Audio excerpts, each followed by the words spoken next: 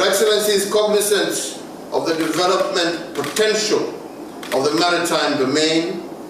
Kenya has and continues to champion environmentally friendly and sustainable exploitation of the blue economy.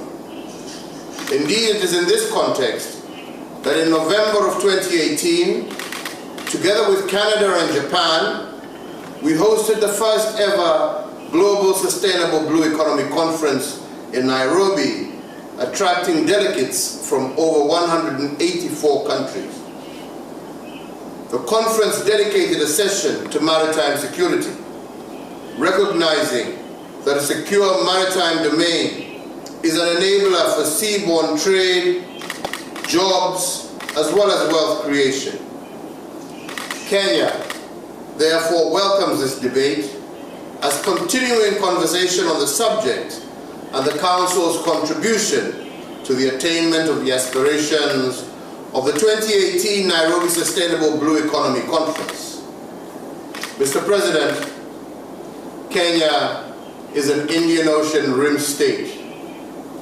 This means that we are part of a region that brings together countries from 3 continents with different sizes, economic strengths, and a wide diversity of languages and cultures. We are, however, alive to the threats in the rim, which deserve much more multinational cooperation and multinational attention if we hope to sustain the economic progress achieved so far. Piracy remains a threat to shipping. In the Straits of Malacca, the Red Sea, the Gulf of Aden, criminal networks are active in piracy, illicit trafficking of persons, firearms, narcotics. In addition, competition and meddling for influence and resources in the region by extra-regional powers has also intensified.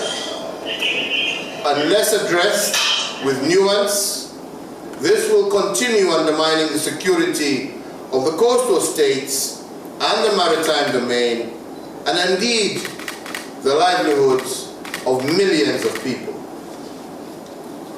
On this confluence of opportunity and threat, Mr. President, allow me to underscore the following action points that I recommend the Council and the international community to consider. The first is that we need better coordinated existing maritime security strategies and mediation mechanisms. This we can by strengthening the international legal regime and institutions at the forefront of addressing maritime security. Secondly, geopolitical rivalries that manifest in insecurity of the maritime domain must be limited. Competition between established and rising powers leaves us all worse off. Instead, we need a strengthened emphasis on observing international law and resisting the lure of promoting proxy rivalries in pursuit of narrow interests.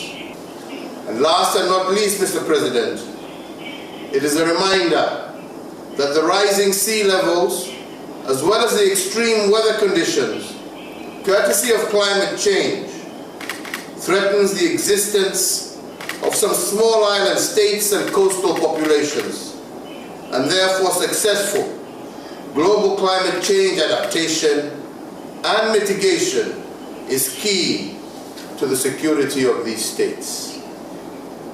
Mr. President, let me, in closing my remarks, encourage more thinking and innovation to be devoted to developing ambitious free and fair trade regimes in areas such as the Indian Ocean Rim.